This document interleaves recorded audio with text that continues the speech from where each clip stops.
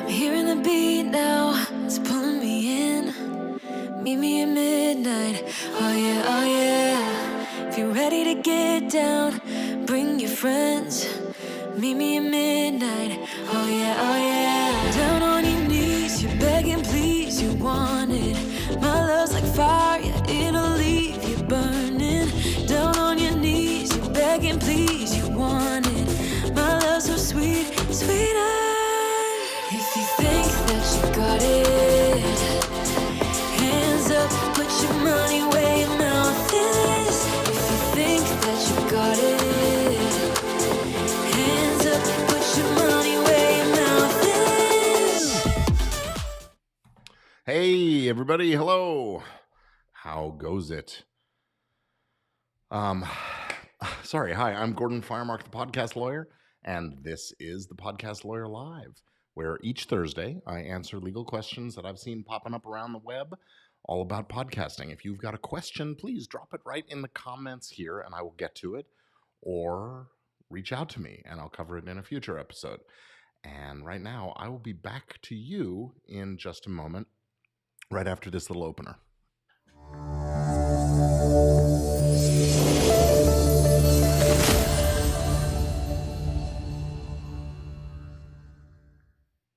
So, all right, who is here today? Say hello in the comments. Let me know you're with me, whether it's live or on the replay. If you're on the replay, say hashtag replay or something along those lines. Let me know you are here, and I will look forward to seeing and communicating with you.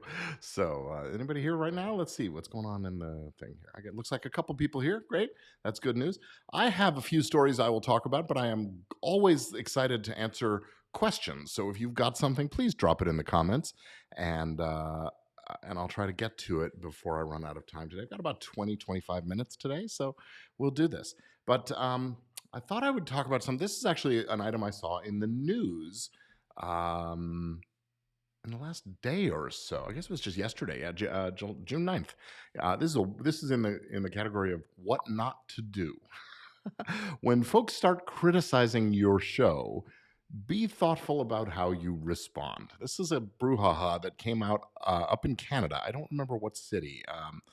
But anyway, it doesn't really matter. A listener to a show about a construction podcast, actually. It's in Toronto. This construction podcast had a guest on, and they were talking about, catcalling and hooting and hollering at the women going by and gesturing at women, and how that's sort of a part of the construction worker culture, I guess you could say. But this listener, who had actually been a guest on that same show in its early days, she's a woman, and she wasn't pleased with how they handled things, and so she took an excerpt from the show where just to point out what was being said and how they were talking about things and women and what nowadays constitutes sexual harassment, and it always did, but now we're talking about it. And so she posted on Instagram a clip from their show and called them out on it. And the hosts of this show, this is what they did. They sued her.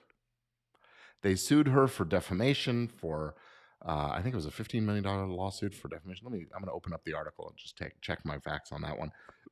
But they sued her for $15 million for calling them out for the sexual harassment related stuff. They have now quickly dropped that lawsuit, but they filed a suit against her sort of right away. So let me. I'm going to open this other article and I'll give you a little more facts on this. But the bad, this is just compounding the bad publicity and PR. And we talk about something called the Streisand Effect, and I'll come back to what the Streisand Effect is in a second. So this was an all-male podcast, talked about catcalling and potential sexual assaults. And this woman, Natasha Fritz, who is a carpenter, she posted an Instagram and TikTok and, criticized them for what they did, for the nature of the show, for the offensive remarks contained on the show. And apparently they took that as being, aimed at harming their reputation and so on. The show is called The Construction Life, and they bill it themselves as shedding light on the good, the bad, and the ugly parts of the industry, and with the goal of improving in the sector. So, episode 145 of The Construction Life featured the host Manny Nevis and Jim Carrick, a recurring guest, and they were talking with a plumber, Danny, and there was an exchange that talked about gestures and whistling and those kinds of things, and really commenting on how ridiculous he feels it's gotten.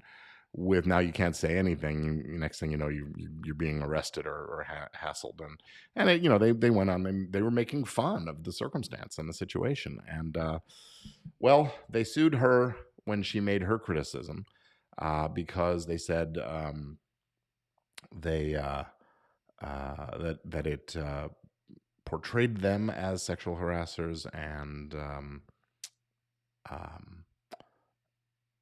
and inciting harassment and widespread hate of them online, alleging that her posts harmed their reputations, their business, their mental and physical well-being, and so on and so on. So they took they went in and did edit a little bit of stuff out of the podcast, and also sort of apologized for the nature of things.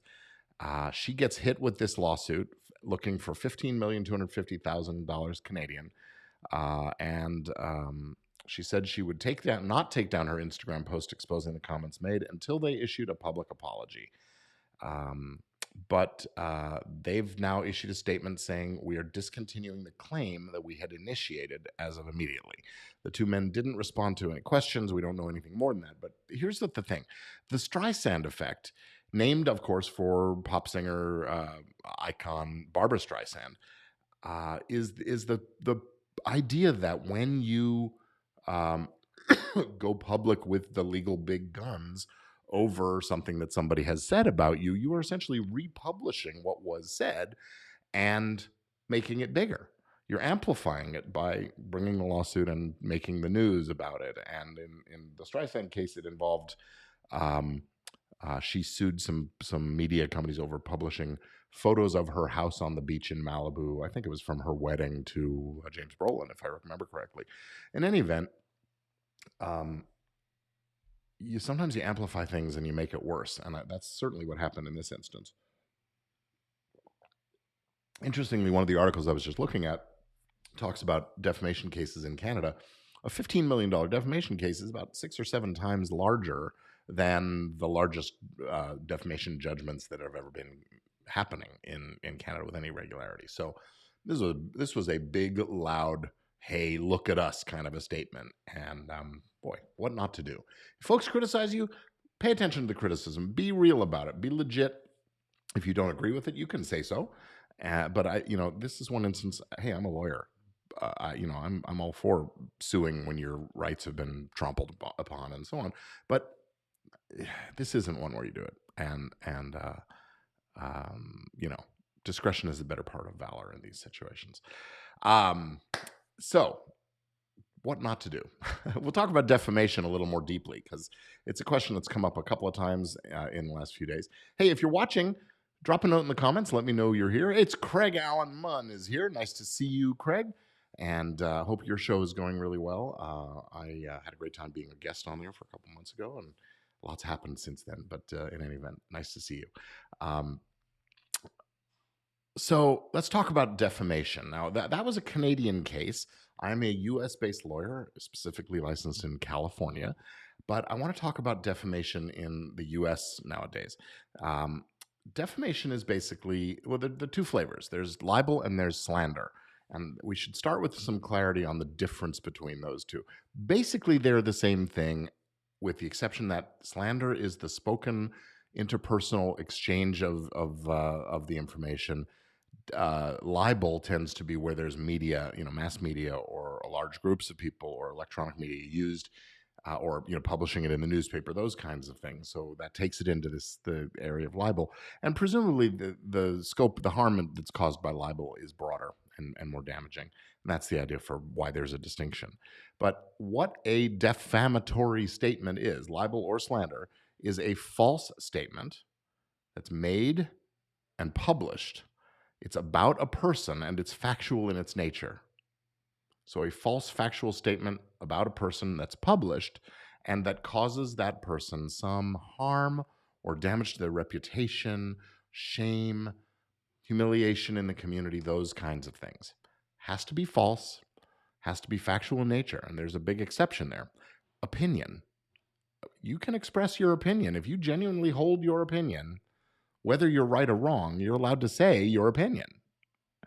As long as you're not characterizing that as long as it's not a fact-based statement masquerading as opinion. If you've got a lot of details and you explain why you've arrived at this opinion, you're starting to get into fact again. So be thoughtful about that. There's a Court of Appeals case from the District of Columbia called Ullman versus Evans that identified 4 factors in determining whether a statement is factual or opinion.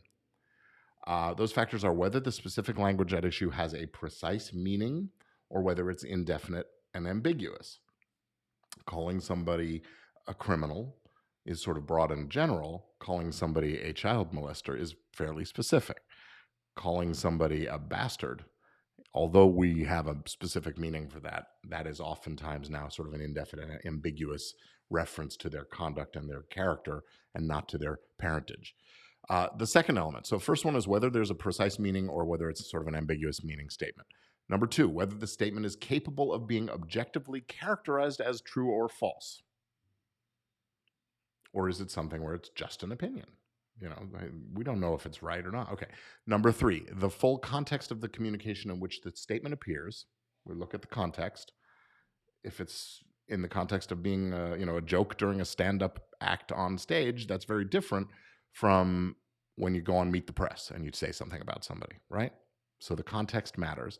And then the fourth component is the broader social context or setting surrounding the communication, including the existence of customs and conventions and, sort of that would signal to the readers or listeners that what is being read or heard is likely to be opinion. So if we look at sort of the in-between of the stand-up comic and the Meet the Press guest, you've got guys like Bill Maher who go on television, they express opinions, and they're talking about things, they're there to entertain, but they're also giving real commentary.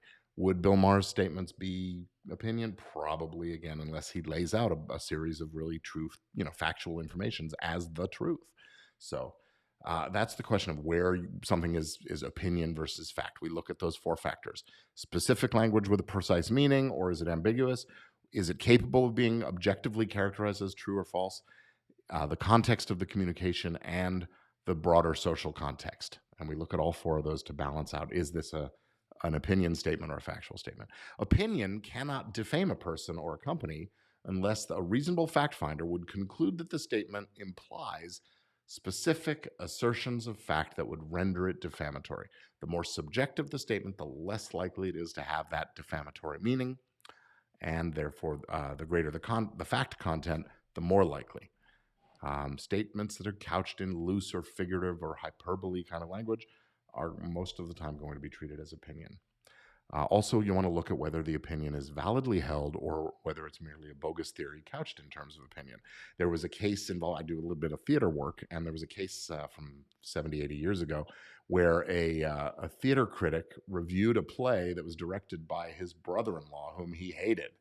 And he published this review that trashed the play, when in fact he had seen the show and told others, confided in people, actually it wasn't bad, but he wanted to trash it because he wanted to hurt his brother-in-law's reputation. And so that was, even though it was an opinion kind of statement, he didn't actually hold the opinion, so it was false. Kind of interesting. All right, Craig is asking a question here. Let's see. Kind of a geeky, entertainment-specific question. Mayim Bialik from The Big Bang Theory hosts a YouTube series and podcast about mental health. Occasionally, she has other actors as guests. Do she and her fellow actors have to comply with any SAG or AFTRA restrictions, rules, guidelines? Wow, good question. So if someone is a union member who's hosting or posting a podcast in their personal capacity, what, if any, concerns should be addressed? And you're not a union. Okay, so union members are obliged to only work on work products shows that are produced by companies and people who have signed up with the union. Does the union have jurisdiction over an actor's uh, YouTube channel and podcast? I don't think they've gone quite that far. They are talking about when it's when it's a real crime, true crime or drama kind of podcast where they're actually reenacting, where the actors are actually doing acting. They do exercise some jurisdiction there, and if you want to hire um, a uh, a professional actor to perform a role in your show, you would have to sign up with the union and those things. This situation, I'm going to give it a big I don't know. I'm not exactly sure. My experience goes both ways. I don't see SAG-AFTRA going after someone like Maya Bialik when she's doing sort of a talk show and just having these people on as guests. But were she doing something a little more scripted or staged, then I would say probably does. My guess, though, is that she probably is complying with the guidelines and rules and restrictions. The thing is that there is a category of these kinds of things that are low budget, where the negotiated arrangement between the parties is all you need to worry about. So if you're thinking about doing that kind of thing, you want to reach out to the union and ask, um, anonymously probably, and they'll fill you in on this. But of course, keeping in mind that that they want to exert that jurisdiction over these things. So I'm sorry to sort of punt on that, Craig. I'll have to dig into it a little more deeply and get a better answer for the future. But that's my quick take on it. Is she's probably complying. As the producer of the show, she's management and talent. So there's usually some exceptions made for that. Usually, theoretically, the management has to pay the talent the going rate, the minimum rate or whatever. So there it is. But I guess that's probably in this situation not quite happening that way. All right, a couple quick announcements, and then I have one more story to talk about. And again, if you're watching and you've got questions, please drop them in the comments, and we'll talk about it. This is fun for me. So a couple quick announcements. August 3rd through 6th in Nashville, Tennessee is the Podcast Movement 2021 conference, and I will be speaking live on stage. The topic of my talk is what the hell is going on with music and podcasting now. We're going to be talking about the current events in the music for podcast space, and I'm looking forward to being a part of that. Don't know exactly what date and time yet, but I'm looking forward to being in Nashville. I've never been to Nashville, so I'm looking forward to visiting there. And it looks like my family and I are going to take a road trip across the country to visit, drop in on some other family along the way, and spend a few days in Nashville. So that should be fun. Also, June 21st through 25th, so that's only a week and a half away. Gosh, it's 10 days, 11 days away. I'll be speaking to the World Summit for Live Streamers. I don't have the specific date, but June 21st through 25th, the World Summit for Live Streamers. And I'll be giving a talk about 5 legal mistakes live streamers make and how to avoid them. If you are interested in the I'm going to do something here. I'm going to copy this into the chat if I can get in there. It's not, there we go. It's not letting me do it. All right. Well, you go to Craig, maybe do me a favor. Drop this into the comments. It's World Summit, one word, Anita Sonia, that's with a Y-A, Sonia, anitasonia.com. If you want to learn more about this World Summit, it's going to be really good. She's got a great panel of live streamers, podcasters, media folks, and I'm excited about being a part of it. So definitely want to remind you to check that out. And let me see. I'm going to invite you to join me and be a part of my special group. It's a free Facebook group called Legit Podcast Pro. You can come over to legitpodcastpro.com and sign up, get on our mailing list, as well as into the membership in the group. We are talking about these kinds of things. We're talking about strategy. We're talking about monetization approaches. We're talking about lots of good stuff in there. Please join Legit Podcast Pro at legitpodcastpro.com. And let me do one more story before we wrap it up today.